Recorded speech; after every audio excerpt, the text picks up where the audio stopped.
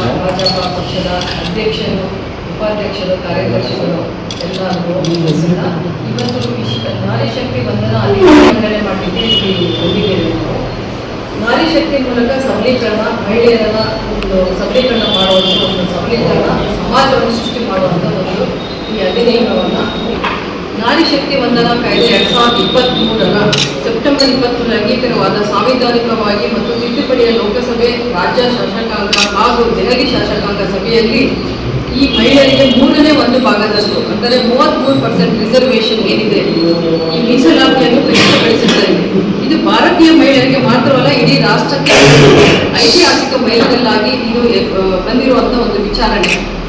ಸುಮಾರು 30 ವರ್ಷ ಸತತವಾಗಿ ಒಂದು ಪ್ರಯತ್ನ ಮಾಡಿ ಇವತ್ತು ಮಹಿಳೆಯರಿಗೆ ಪ್ರಜಾಪ್ರಭುತ್ವದಲ್ಲಿ ಅವರು ಒಂದು ಗೌರವದಿಂದ ಕೊಡುವಂತ ಒಂದು ಅಧಿಕಾರ, ರಾಜಕೀಯ ಅಧಿಕಾರ ಇದಾಗಿರುತ್ತೆ.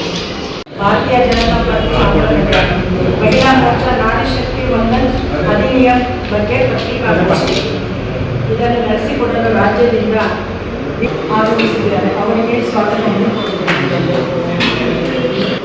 ಕಮಲಮ್ಮ ಜಿಲ್ಲಾಧ್ಯಕ್ಷರು ಮಹಿಳಾ ಮೋರ್ಚಾ ಅವರಿಗೂ ಸ್ವಾಗತವನ್ನು ಬಯಸುತ್ತೇನೆ. ಮಲ್ಲೂರು ಮಹಾದೇವಸ್ವಾಮಿ ಜಿಲ್ಲಾ ಪ್ರಧಾನ ಕಾರ್ಯದರ್ಶಿ ಅವರಿಗೂ ಸ್ವಾಗತವನ್ನು ಬಯಸುತ್ತೇನೆ. ಜಿಲ್ಲಾ ಮಹಿಳಾ ಮೋರ್ಚಾ ಪ್ರಧಾನ ಕಾರ್ಯದರ್ಶಿ ಮಮತಾ ಅವರಿಗೂ ಸ್ವಾಗತ ಬಯಸುತ್ತೇನೆ. ಎಲ್ಲ ಮಾಧ್ಯಮ ಮಿತ್ರರಿಗೂ, ಟಿವಿ ಪ್ರಿಂಟ್ ಮೀಡಿಯಾದವರಿಗೂ ಸ್ವಾಗತವನ್ನು ಕೋರುತ್ತೇನೆ.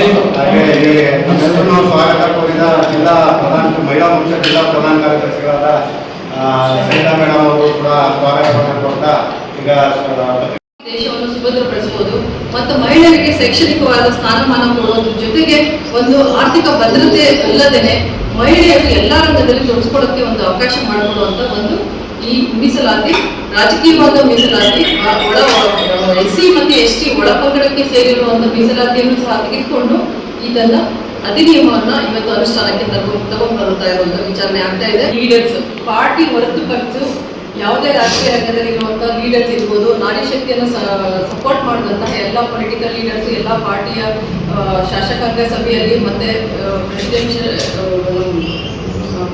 ಶಾಸಕಾಂಗ ಸಭೆಯಲ್ಲಿರುವಂಥ ಎಲ್ಲ ಪೊಲಿಟಿಕಲ್ ಲೀಡರ್ಸ್ ಅನ್ನು ಸಭೆ ಕರೆದು ಅವರ ಮುಖಾಂತರ ಈ ಒಂದು ನಾರಿ ಶಕ್ತಿ ವಂದನಾ ಅಧಿನಿಯಮ 2020 ಅಂಗೀಕಾರ ಮಾಡಲಿಕ್ಕೆ ಒಂದು ಅವಕಾಶನ ಮಂಡಿಸ್ತಾ ಇರೋದು. ಈ ಕಳೆದ ದಶಕದಲ್ಲಿ, ಸುಮಾರು ದಶಕದಲ್ಲಿ ಭಾರತದಲ್ಲಾದ ಗಮನಾರ್ಹ ಬದಲಾವಣೆಗಳನ್ನು ಇವತ್ತು ನಾನು ಹೇಳಲಿಕ್ಕೆ ಇಚ್ಛೆಪಡ್ತೀನಿ.